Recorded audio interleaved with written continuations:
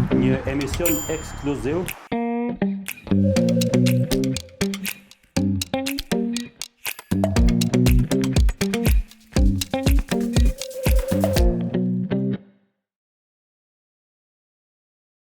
Ky emision përkrohet nga Bira Belge, Install Engineering, Toni Kompani, Aeroklima.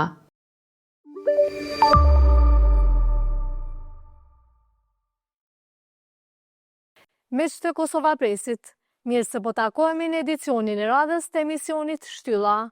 Kësaj radhe do të sjellim historinë e jashtëzakonshme të një afaristi nga Shqipëria, që së fundi bleu prona në veriun e Kosovës, përfshirë edhe toka në Ujman. Bëhet fjalë për Kadri Morinajn, bizneset e të cilët në fushën e sigurimeve, bankave e në hoteleri kanë arritur për masat e konglomeratit, për çka po bëhet një ligj i veçantë. Afaristi që ka biznese e prona edhe jashtë vendit, shquhet për kontributin e dhënë në avancimin e kulturës shqiptare dhe në promovimin e figurave kombëtare gjithandej globit. Por, njihet edhe për lidhjet që ka me personalitetet të njohura, fal të cilave ka përfituar shqiptaria. Shqiptarinë e promovon edhe një artizan e punimeve të drurit. Është 49 vjeçarja Arioneta Doli, që nga punimi i tabakave dhe pjatave tash ka arritur në punimin e dekoreve që kanë gjetur treg edhe jashtë Evropës. Ndërkohë, flasim edhe për rritjen shqetësuese të nivelit të mbitërheqjes së parave nga bankat që qytetarët kanë bërë gjatë vitit 2025. Bëhet fjalë për një rritje të madhe në raport me vitin paraprak.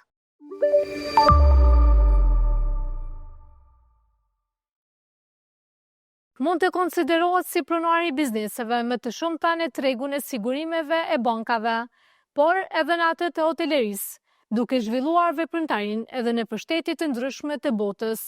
Vetë se Kadri Morinaj nuk shquhet hiç më pak as për kontributin e madh në avancimin e kulturës shqiptare dhe në promovimin e figurave kombëtare, duke u ngritur shtatore edhe në vendet më të largëta të globit. Por në biografinë e tij e ka edhe epitetin e mikut të papës, por edhe të babait e Wesley Clarkut.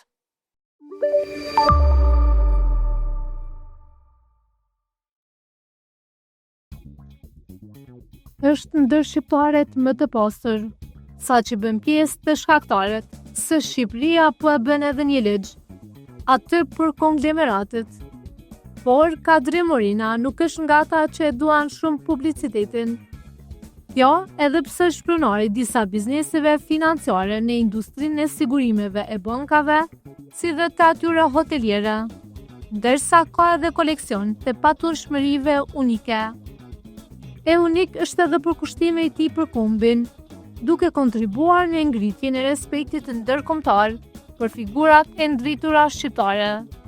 Por, edhe duke vendosur lidhje miqësie me ndërkombëtarët që u gjenden në momentet më kritike.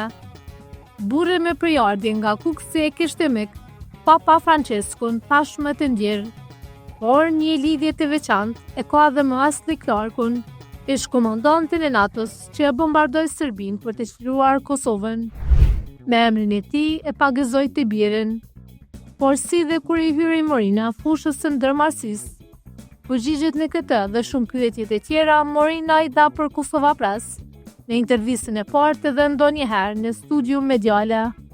Bizneset e mia kanë zonë fillën që vitet 90. Rrjedh nga një familje e madhe nga vit nga Kuksi, dhe familja ime përpara ka qenë marrë biznes. Isha në punë shteti në Tiranë, me lëvizje demokratike që filluan në Tiranë, mendova që do e gjeja vetveten në biznes. Fillimisht e fillova me tregti ushqimore, pastaj me mobilje, ndërtimi, materiale ndërtimi, me ndërtime. Kishte ulur të ngritjet e veta biznesi si në çdo vend. Dhe pastaj më vonë biznesi filloi duke u konsoliduar dhe kaluam në industrinë financiare.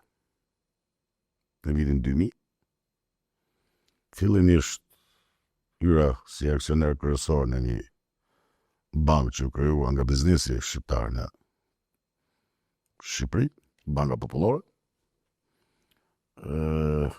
Një intuiti imja hershme ishte që unë pëlqeja shumë industri financiare.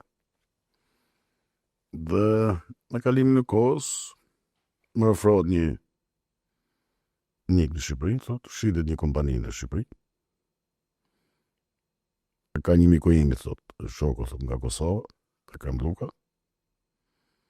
Dhe unë biznesë kryesisht i bëjnë tavolinë, domethënë. I bëjnë verbalisht, nuk i bëjnë me shkrimë. I dha dorë njëri tjetrit dhe u futa në industrinë e sigurimit në kompaninë e sigurimit Eurosik.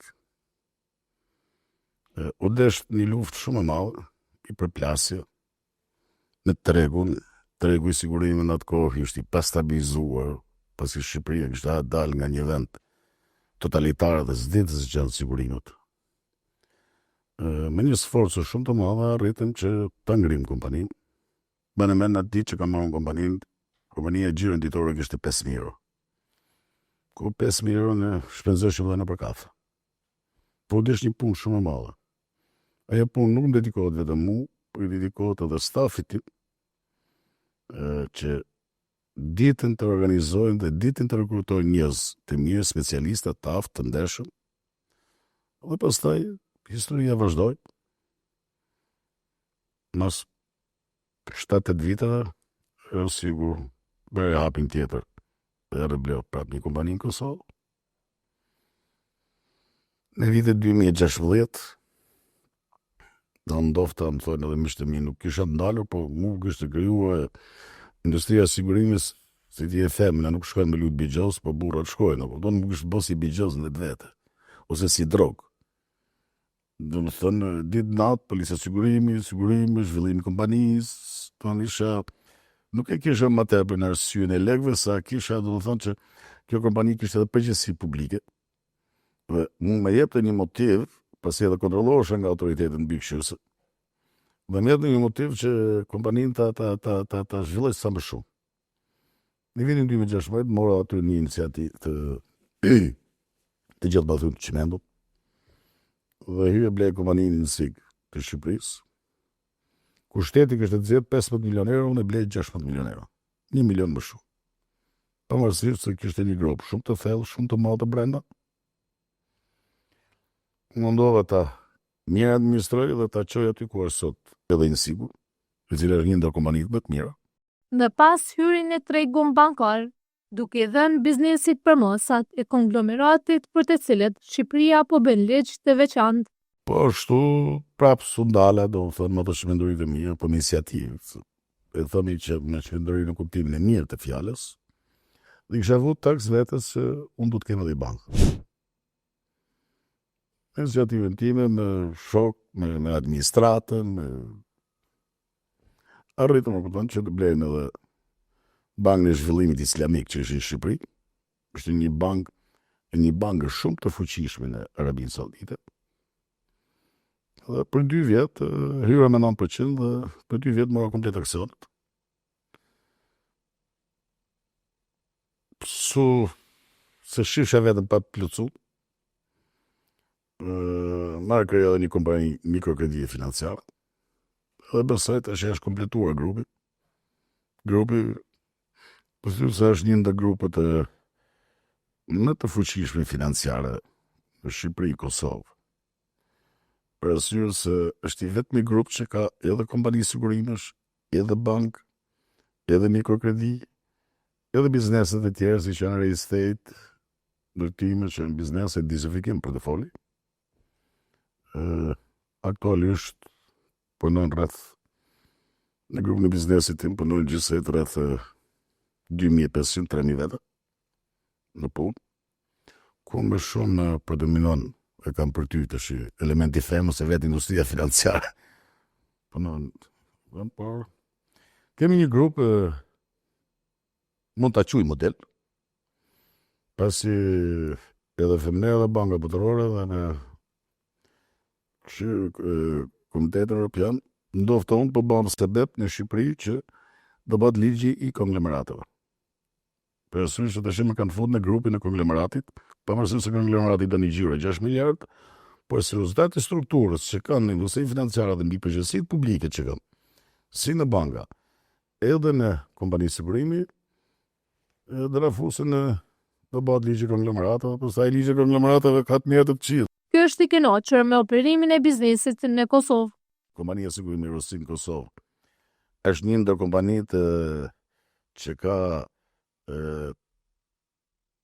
primë dhe tranzhin më të madh në sigurimet vullnetare, sidomos në sigurimin e shëndetit. Se TPL ta detyron ligji. Është një ndër kompanitë që sot për sot mund të hyni statistikat e Bankës Qendrore të Kosovës, që është e mirë kapitalizuar 150%. Që sa është kompani në Kosovë, si që është Rosiu. E mirë kapitalizuar 150%. Është një kompani që ka 3 vite që është flamurtare e pagesës damave. Ne jemi kompania e parë me vëllimet më të mëdha të pagesës damave në Kosovë. Çka do të thotë kjo, mund të thosh ti pse e përmend? Pasi neve për këtë punë jemi, nëse për të botu lallash, për të shërbyer publikut. Dhe raporti damë prime ka rrit një përqindje është madhe. Sa pak e ka Europa, ne jemi 75% sot pagesës damave në prime. Por investimet në Kosovë nuk i ka kufizuar vetëm në fushën e financave.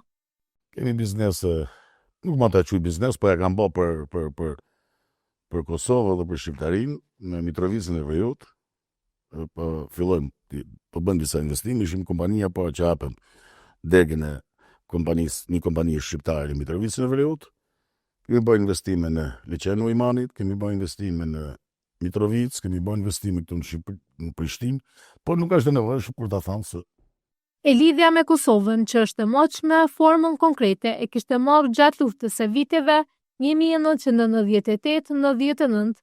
Dëgjoj, raportet e në atë kohë kanë qenë të natyrshme, dhe të kun kanë lindë, nga që isha nga Kuksi, kisha shumë kushëritmi në Has, në Tropoj,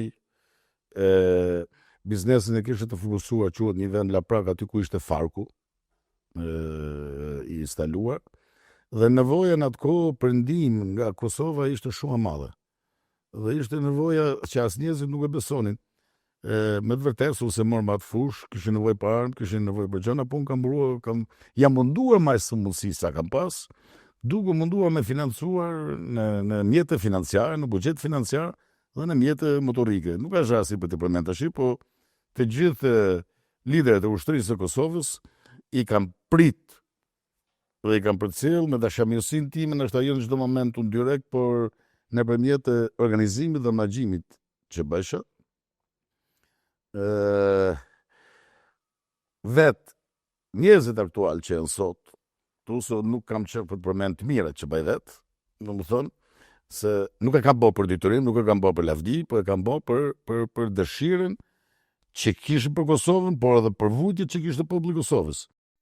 Ndërkohë në cilësinë e sipërmarrësit, mbas se ishte edhe shtetasi i parë Shqipërisë që hyri në Kosovën e çliruar. Bilës koincidenca doli më e madhe, ama po si unë rastisht hyra në investime në Tiranë, në Rinas dhe në Durrës me NATO-n për të bërë gazemet e NATO-s, dhe me datë 15 qershor NATO postua në Boshill, dhe unë me datë 15 qershor kujtohem si sot, në mëngjesit mëngjesit jam nis me 10 kamiona, me 10 eskavatora dhe me 10 fristrada, e kam marrë i pari biznesmen në Boshill, jo për të fituar. Kam lënë kamionat aty, kam thonë ja pa fshiarën, kur të marroni punë, çoni fjalë që vimar. Edhe në një dokument bële që më ka quar Departamenti i Shtetit Bashkuar të Amerikës mas një viti, jam habit dhe më thoshte në atë kohë kompania quaj Anirom, në Morina, kishën këtyr për sëpërës, thotë, Departamenti i Shtetit Bashkuar të Amerikës, thotë, ndaj jush, thotë, ka detyrimin, thotë, për 20 vjet, nëse keni çdo lloj ankese për neve, që i neve nuk kemi shërbyer me kushtet e kontratave që kemi pas. Dhe e çoj koincidencë që me 15 qershor të vi e ty i pari në Boshill, me ushtarët e NATO-s. E paraprakisht kishte afrim me ushtarokët e lartë të Aleancës Verja Atlantike, që para hyrjes në Kosovë ishin vendosur në Shqipëri. Unë kam qenë ushtarak për para dhe më kujtohet i ditë 5 mëngjesit se ne punojshim 24 orë në shtëpinë oficerave në Durrës për të krijuar gazemet për ushtarët e NATO-s. Ka qenë generali Jackson, që kishte ardhur ndarkët nga Kosova, kujtohet si sot pothuajse në fytyrë të si Clarku, me barretën, trup gjatë, dhe pothuajse ne u misu me të sa i vinte kontrollonte çdo dhomë, çdo gjë. Dhe kur çum mëngjes, sa kishte dalë mëngjesi, në ora 4:30 mëngjesit, ngriti kokën lart, ju duk si vrendësim. tha, nduket tha se po animon tha zoti Serbi se do të bjerë shi e sun bombardojmë sot. Pra, edhe këto detaj i kishin generalët e NATO-s për Kosovën. Për Kosovën u shndrua edhe në simbolik familjare, me që djali i tij Mbonjami Nuesli Clark në ndjerë të generalit që udhëheqi shlirimin. Clarku është i 2008-s. Unë para Clarkut kisha vajzën dhe kisha deklaruar që mu me falë zotin i djallë doja ngjes emrin Wesley Clark për një arsye. Unë kam pas fatin të takoj Wesley Clark në Durrës, pasi unë kam bërë investim të NATO-s në Durrës dhe në Rinës në kohën e luftës. Unë nuk e kam takuar si zyrtar, por e kam takuar rastisht që vjen aty unë bëshë investimet. Dhe e njerimi kështë, unë kam qenë edhe vetë ushtarak, e njerimi kështë të hynë tru që ky njeri do ta shirojë Kosovën. Dhe me të thënë të drejtën e kupton Wesley Clark mirë që nuk bëni luftën e dytë botërore me rusët e Bosnjës për këtë heq. Dhe ditën e parë, fati djali që kishte lindi në Amerikë, dhe ble edhe ajo gjenë civile, ka thënë, po që është kjo emër? I ka thënë, baba vetë do më janë gjitë për hirë të generalit që ka shiru Kosovën. Djali e ka takuar mas 12 vitët, 13 vitëve në Washington, pasi djali ka qenë një kurs në Akademinë e Filmit në New York. Në takimin që ka pas për të shqiptarët e Amerikës ka shtru një drek për djalin tim Wesley Clark. Dhe djali im thotë kam nderin, thotë që kam emrin tuaj. No, thotë, e kam për nder unë, thotë që ke marrë të emrin tim. Dhe tashmë Wesley Clark është mik i familjes tonë. E finalja e pavarësimit të Kosovës ishte padyshim gëzimi më i madh, andaj u kujdes që ta jap një kontribut për festën që të ndojë gjithë shqiptarinë. Unë vërtet jam nga Kuksi, po duhet të thënë diçka. Nuk ka Kuks as Vlonjat as Sandjat. Dhe këte unë kam vërtetuar, pasi pas një dashurit madhe për Kosovë, duke qenë person publik, vetëm në ditën që është bërë shpalla e pavarësisë Kosovës, në 17 shkurt, restoranti im bar restoran Pjaca, nga mëngjesi deri në darkë ka punu pa lek. Si ka marrë lekull, mund të kënë hangën mbi 2000 ata bukë aty. Dhe aty unë drithe rosha, kur shifsha Sarandën, Vlorën, Korçën, Shkodrën, po kupton që u duke vetja su kur është liru Vlora Saranda, jo mori pavarësinë Kosova, po su kur ka marrë pavarësinë ata është gëzuar ishin. Po këte e kam parë edhe në vitën 99, me sytë e mi dhe në 98-99, kontributit që ka dhënë Shqipëria, nuk flasim për shtetin, shteti ka për detyrë. Flasim për popullin, ku unë ato ku kisha i menaxhimi me gjithë shka që ishte qasëshishte. Në kupton dhe unë gjeja Korçar me autobuza, mi morën mi që Kosovar në Korç.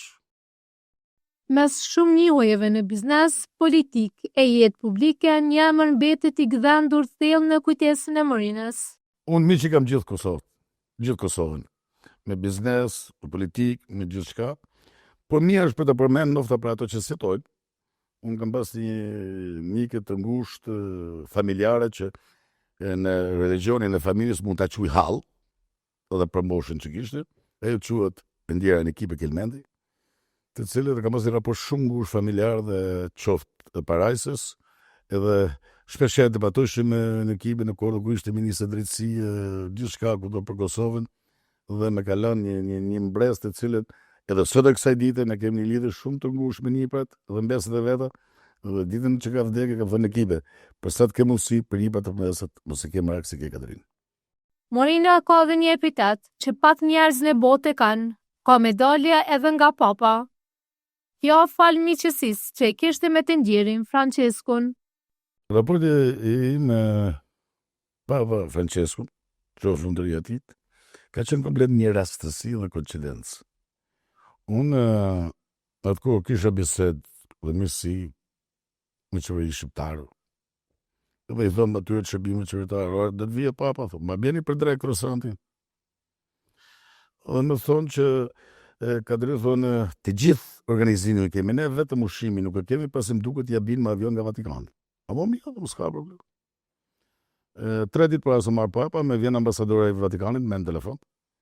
Më thotë zoti Morini, thonë boni në zyrë, thotë kam nevojë për të takim me ju. I thash, "Ok, po vjen zyrë ose takohemi te zyra juaj." "Jo, zoti Morini, tha do të vim te restoranti juaj." "Ok, thonë." Vjen ambasadori aty, kishte 2 bodyguard në vete, dhe kamerieri më thirr me një urgjent.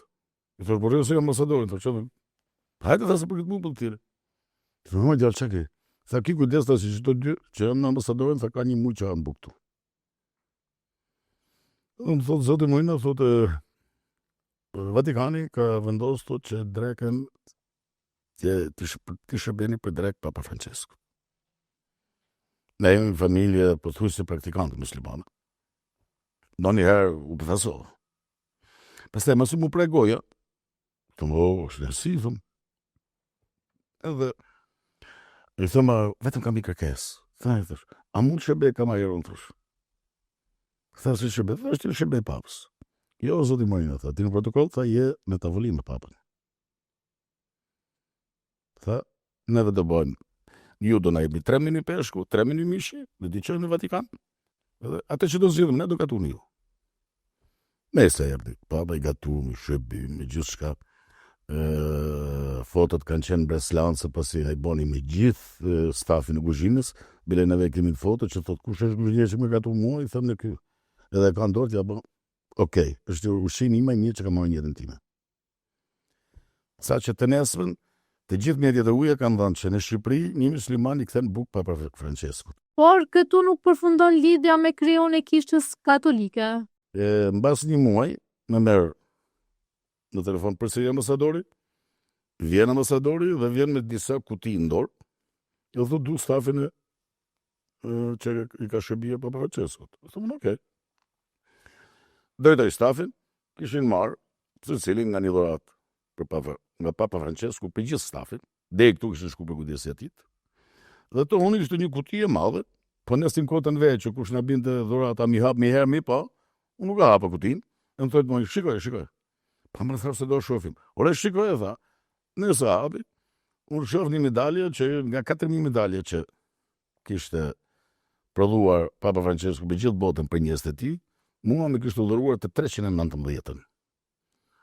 Dhe me titullin mik special i Papa Francescut. Me pontifin që e kishte vizituar edhe 2 herë në audiencën e tij, e trashëmitsin edhe kur ngriti shtatorin e Nën Terezës në Brazil. Kur shkojmë në Brazil, takojmë me ministrin e jashtëm të Brazilit dhe kryetarin e bashkisë të Rio de Janeiros. Në Rio de Janeiro, ishte bot takimi aty. Dhe unë të bërë shaka, i thëmë, na e kini pru ma jetë hunës, thëmë ju Brazilian, të njofim shumë mirë, tha, ku na njoftja e kryetari e bashkisë? I thash, unë njof shumë mirë, thashë, një zha Amazonën, thashë, ne kemi papur 7 herë në kongresën në Shqipëri, thashë, ne kemi pa bërë zot shtëpie. O, tha, unë jam i partisë zha Amazonës. Ti thash i partisë zha Amazonës, thashë, ne jemi nga veni Nën Terezës. No, tha, Nën Tereza Maqedonëse, from Maqedonia. I thonë, jo, mos, from Maqedonia, dhe ishte Ditmir Bushati, për zemp, ministri jashtëm. Unë acarove, thashë, ora, jeni në Terezi. Dhe aty kuptoj që Brazili ishte 200 milion dhe ishin ma katolikë se vetë Vatikani. I thonë, okej. Thash, me gjej vendin, dhe unë do të bëj statuin e Nën Terezës, thash tu në Brazil me lekë të mia. Aty kontriboj shumë edhe një konsul brazilian që ishte Shqipërisë, ai hapi sy. I thonë, ministri jashtëm i tha, po, është shqiptare, tha. Jo, kanë me thënë pjesën e Shqipërisë të Maqedonisë, por shqiptare Nën Terezë. Nana e saj tha, ka vdik në Tiranë. Ai prapë nuk e besonte. Marrëm atë takimin protokollar, vetë kuptoa që ato se pranon se ishin me komunistët e bashkëmirës së Tij, po do abstendohen, s'ka problem. Edhe thash do të vjet asjelli ta vën busin e Nën Terezës para bashkisë të Rio de Janeiros. Në udhëtimin e dytë që shkova për lidh kontratat me rast e lojë olimpike, para lojë olimpike faktikisht, më çojnë një mesazh dhe më thonë Vatikani ka vendosur për ta vuar busin e Nën Terezës tut në para kishës metropolitane, aty ku është Papa Wojtylo, pasi te bashkia bën shumë demonstrata, bën gjana, kupton mos na dëmtojnë busin. I thonë, okay, Edhe është përballë statujës Krishtit. Dhe unë vendosi për ta quar bustin nga Terezës me rastin e luajeve olimpike. Dhe aty ka qenë inaugurim në bustit presidenti asaj kohe, Zoti Hashim Thaçi, edhe Lindita Nikolla, ministrja e arsimit Shqipërisë. Është bën me protokoll shteti gjithçka. Dhe pyetja që më kthej prapë kryetari i bashkisë tha, pse e bën gjithë këtë? I thash e bana thash që ta marrin vesh 200 milion katolik në Brazil që nën Tereza shqiptare. Se aty gjithë mbetët u lshu, në kupton.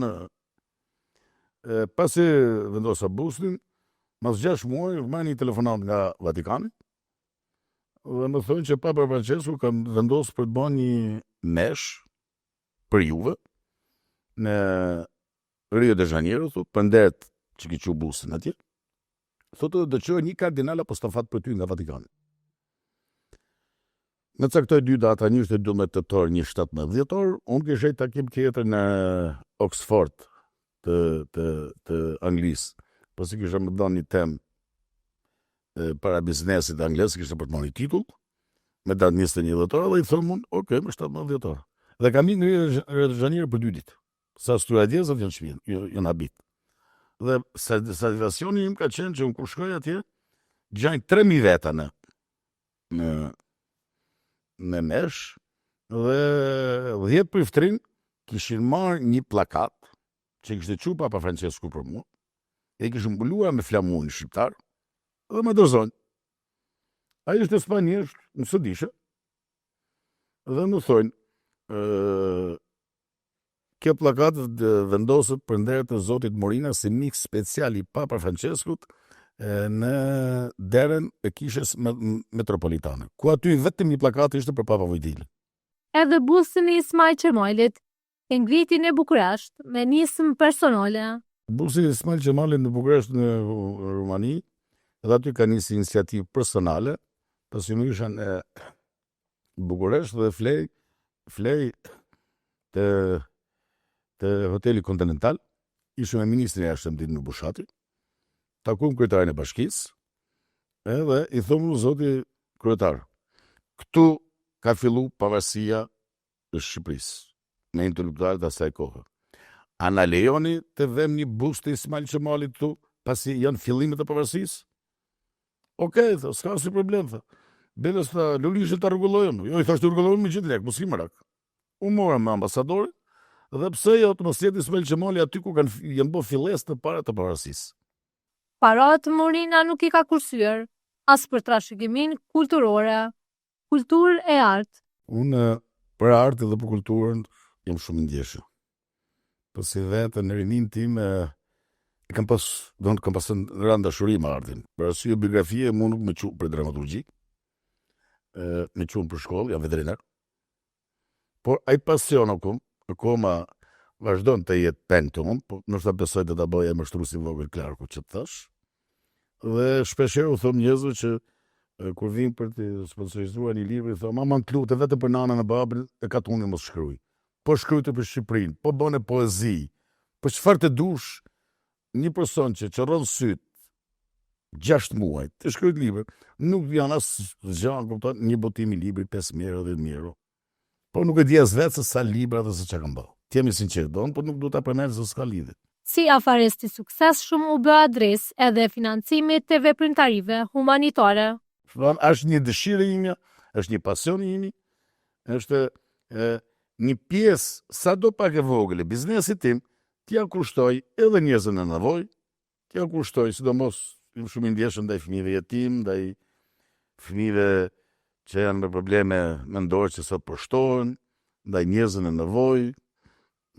Kam kontribuar që është vërteta edhe në kisha, kam ndërtuar kisha, kam ndërtuar xhamia, kam ndërtuar teqe, unë kam investuar për ato vende që nuk kanë pas mundësi ajo pjesë e popullit dhe fshatit o godare. E kur flet për fëmijët, e ka një rrëfim unik për të vetët. Kam 4 yje, 3 çuna i princesh, ajo që lumturinë kanë dhënë fëmijët e mi është që të gjithë kanë mësuar, të gjithë janë me shkolla ndërkombëtare. I madhi është 30 vjeç, sapo ka fillu punën e biznesit e mia. Të dytën e kam në Londër po atje kam marrua me shërbime ekselente, po kështu edhe vajza në juridik, po kështu edhe Westin Clark, që është edhe i Kosovës edhe i Shqipërisë. Jam shumë i lumtur që ato kanë mësuar, ma kanë shpërblyer me shkollën që kanë marrë, për arsye se kanë pasur shumë mundësi tjera, surozitate, një mundësi e financimit timit, më edhe rrugë tjera. Kurse për me pyet që a janë angazhuar në bizneset e tua, më duket ta dash i përgjigje përpara. Që thash fëmijëve s'do lo biznes as para, po do lo emrin tim. Duke u lënë emrin tim, ata nëse janë të zot, se sa është herë për të menduar që ato kanë filluar për të marrë biznesin, se unë do doja mal shumë e dy duar sa do kupton. Por janë shumë të ri, por jam shumë i lumtur për shkollat që kanë marrë.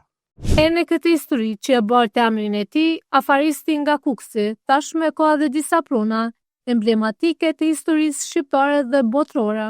Jam i apasionuar ndaj objektet vjetra dhe objektet vjetra mi kthy në regji.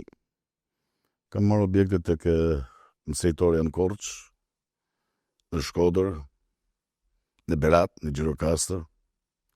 Po ndodh të arritë të bërë shaka ka herë dhe që shia mbi torta është që unë kam ble vilën e Enver Hoxhës në Durrës, të me mbet shehut, edhe vilën e Zogut në Durrës, të cilat janë bërë projekte të kthehen në identitet. Me shokët e mi, kur bëj shaka ka herë, unë jam edhe pak alegri kur bëj mohabet, e thonë dëgjoj. E kam marrë se njerëzit do vizituan nga turistat. Ato komunistat e Enverit shkojnë te Enveri. Kurse zogistat dhe kapitalistat shkojnë te Vila Zogut. E të dinë ku ka jetuar Enveri, ku ka jetuar Zogu. Jemi apasionuar ndaj objekteve të vjetra. Kjo është e vërtetë. Gjithashtu i ditë të kalu rrugës, ne i bajmë bizneset në Badambatin, bizneset sigurimet. Kaloj te një hotel, ishte monument kulture, yll. Dhe më thotë një miku, më shitet kjo. I thonë unë, që ka shumë i bukur. Jo, thot ka një histori të veçantë. Çfarë histori? Thot tu ka shkruajtur Dostojevski librin Kumbari. I thonë unë, okay, jepu zotin dhe filan çmim, thonë të them përgjigje. Thonë si filan çmim, ai doin para dia, po doin sot. Mas javë më kthejmë përgjigje, shkova bleva vetëm që kishte shkruajtur Dostojevski librin Kumbari atë.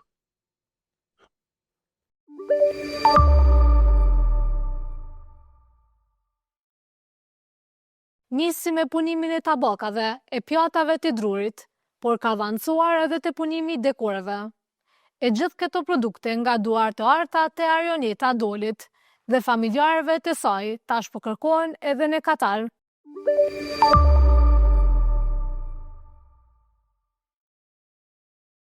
Punishtën nuk e ka shumë të madhe, por në të ka arritur që dashurin e fëmirisë të arris në një biznes që sot eksporton në Evropë e jashtë saj. Arioneta Duli po e bën këtë duke përzier pasionin dhe përkushtimin me bukurit e drurit si material i përpunueshëm. 49 vjeçarja, e cila që e vogël e ka dashur drurin, 8 vjet më parë vendosi që ta shndroj këtë pasion në profesion, duke themeluar punishtën të artë, duar të arta. Me që e pa se produktet prej druri po bëheshin gjithnjë e më të kërkuara dhe duke e ditur sa të shëndetshme dhe natyrale janë, ajo mori guximin të nisë prodhimin e pjatave dhe tabakave prej druri, nga të rasat me motive shqiptare e deri te format e veçanta, si zemra për fesën e të dashuruarve, çdo krijim bar dashuri dhe identitet. To ideja ka lind qyshe vogël më ka pëlqy druni.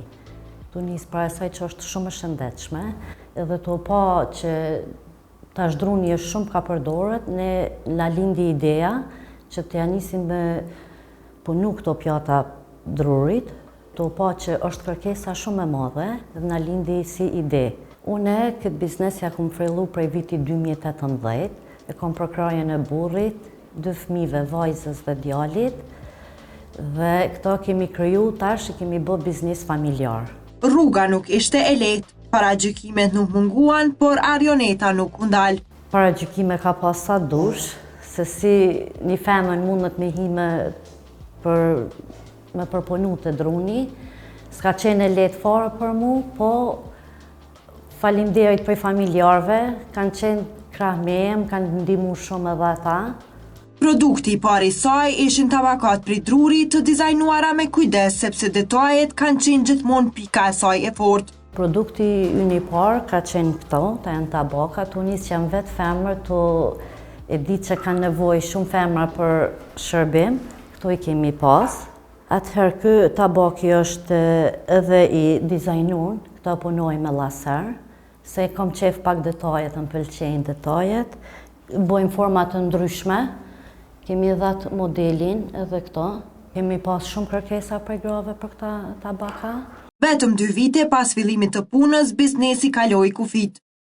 Nga Shqipëria, eksporti u zgjerua në vende të ndryshme të Evropës dhe deri në Katar. Në vitin 2018 ja kemi fillu biznisin, pas 2 viteve kemi fillu eksportin jashtë kufive. Produkti i parë që kemi eksportu jashtë vendit është kë. Atëherë, unë këtë produktin e parë në rrjetet sociale i ku dërgu disa fotot prodhimeve tona dhe mi ka porosit këto pjata, 20 copa në kom për fillim. Për këtë në 20 copave pjata që kemi dërgu, ajo është dalë shumë i knaqen më produktin tonë dhe tani mandej është rritë në 300 sasia, tani vazhdojmë ala me bashkëpunu me ta, sasia shumë ma madhe, mbi 500 copa. Përveç Shqipërisë, ne eksportojmë edhe në vendet të ndryshme të Evropës, kemi depërtu edhe në Katar. Viti 2024 ka qenë një vit i suksesshëm për ne, kemi arrit deri në 6.000 copë në vit mi prodhu, ku 80% në tyre kanë qenë eksport. Për momentin jemi 4 punëtor. Ani se punohen nga krejt antarët e familjes, Arioneta kujdeset që ta kontrolloj çdo artikull. E këtë e bën edhe për të siguruar për cilësinë, por edhe se ka pasion. Është vështirë, sepse çdo produkt kalon nëpër duart e mia. Ka ditë kur lodhja është shumë e madhe, por kënaqësia që ndjej kur dikush e vlerëson punën time e bën mundin më të vlefshëm. Nuk është e lehtë, po kur punon me pasion, çdo sfidë është e përballueshme. Biznesi artizanal nuk është vetëm tregti, është art edhe shpirt.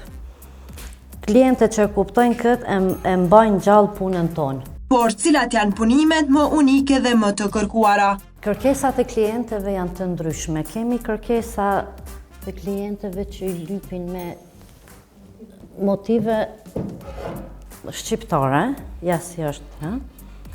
Kjo është njëra prej kërkesave që kemi bërë me hartë të Shqipërisë, me shumë pasion dhe dashuri. Pjesa ma e bukur e punës tonë është kur për një copë druri të thjesht ne arrim me kriju këto modele që hyjnë në punë bizneseve. Në kuadër të kërkesave të klientave, kemi edhe këtë drasën në formë zemre, tani për festën e të dashuruarve. Për këtë produkt ka qenë kërkesa në 40 copë.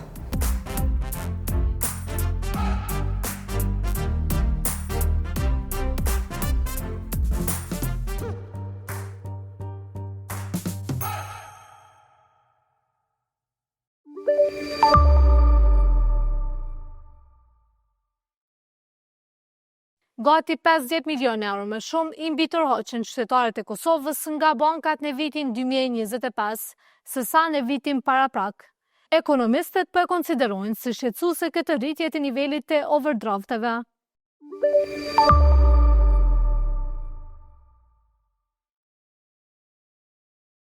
Një hall i madh po i shtyn bizneset dhe qytetarët drejt bankave komerciale për mbi tërheqje bankare.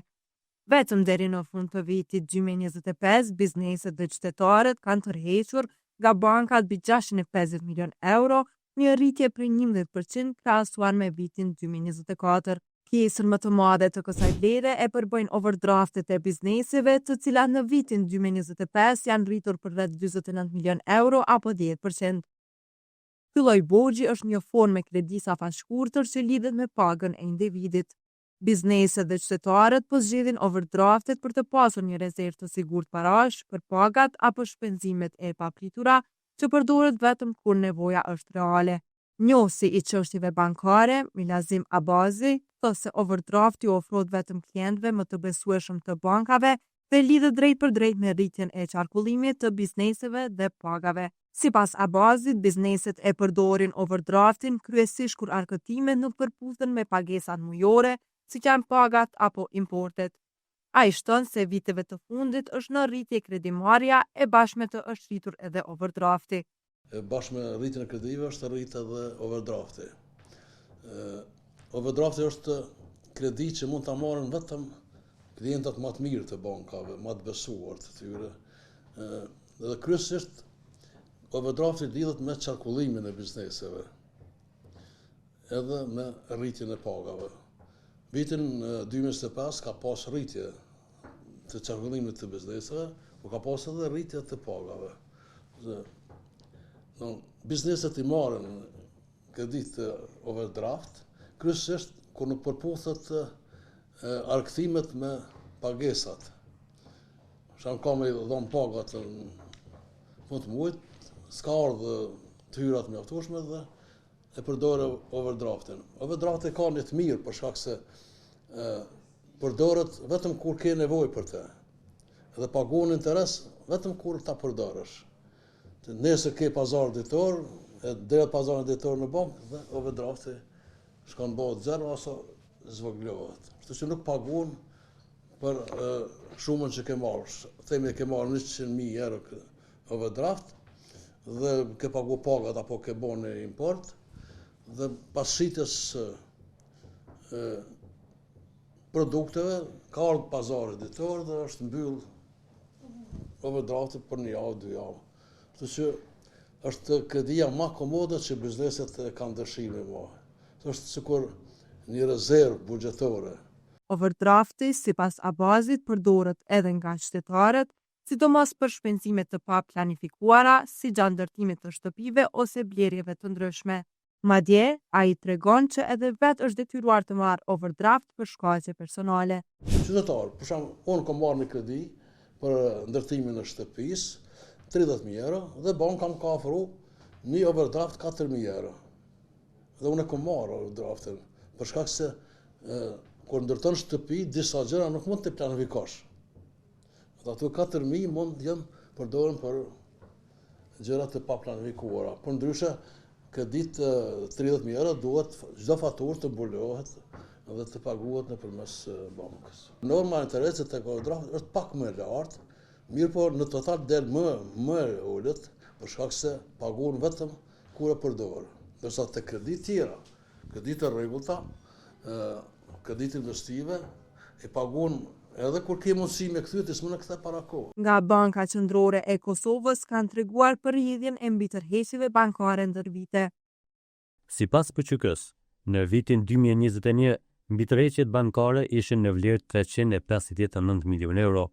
Kështu në vitin 2022, overdrafti arrin 450 milion dhe në vitin 2025, kjo vlerë u bë 654 milion euro. Vlera e overdrafteve nominale është rritur mesatarisht për rreth 14%. Norma e interesit për individ është zvogëluar për rreth 1.66%, kurse për ndërmarrjet ka një rritje të lehtë prej 0.3%. Ndërkohë, shoqata e bankave të Kosovës thotë se rritja e overdrafteve lidhet me nevojën në rritje për menaxhim fleksibil të likuiditetit dhe me besimin në sistemin bankar.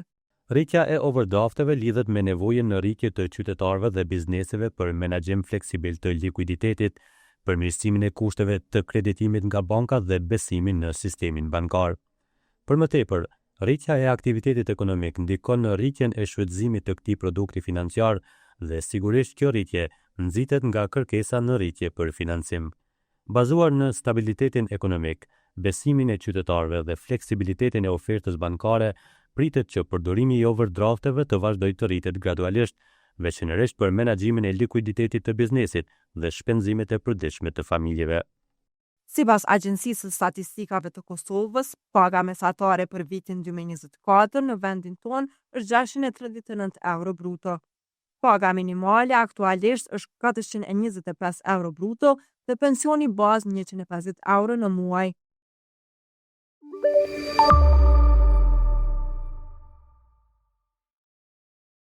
Të shtyllës i erdhi fundi, reprizën e gjeni kurdo në kanalin zyrtar të Agjencisë Kosova Press në YouTube. Për edicionin e radhës takohemi të njëjtën tjetër. Mirupafshim. Një emision ekskluziv